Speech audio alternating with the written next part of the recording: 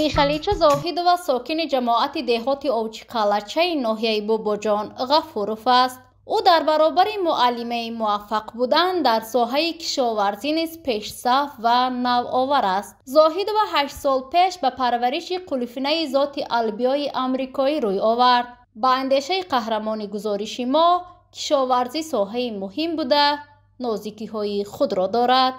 این زمین چکلک زاری بود، تزار و خارزار بود. چنانه که میبینید من 28 سال با سنگ میچینم، سنگش ادا کرده نمیتونم. همراه شوهرم همین این خارها را گریشه کم کردیم، نهالهای نو شناندیم. من شفتالو های، سیب های، گیلاس های، آلوچه های، زردالو های، بهشتی روی عالم این باغی من.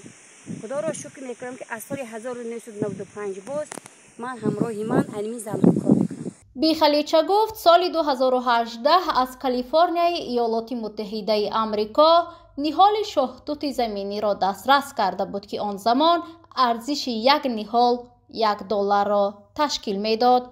اما به گرانی نرخ نگاه نکرده از بانک ایمان قرض گرفت و کشاورزی را به راه ماند.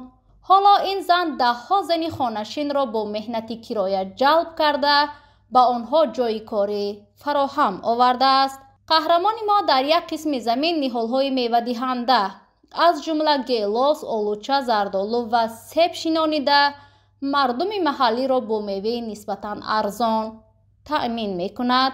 تاجران از اولی تیپی استراوشن و حتی از دوشنبه منازی کلوبنی که من از دوشنبه آمده خیلی در رفته ایستاده. سارتی دویمش 25 تومانی، سارتی سیمش فقیچش 25 تومان، سارتی چهارمش به این زنها تقسیم کرده میدیم. مایده هاشه زنها برده ورینی برای زمستان هاشون میکنه. زاهد و گفت سهم او از سای خواجه باقرخان آب میخورد و همه ساله مشکل کم آبی و بی آبی باعث کم شدن حاصل و خشکیدن درختانش میگردد. ولی به این نگاه نکرده هفته 2 مراتب آب را خریداری میکند تا حاصل خوب به دست آورد.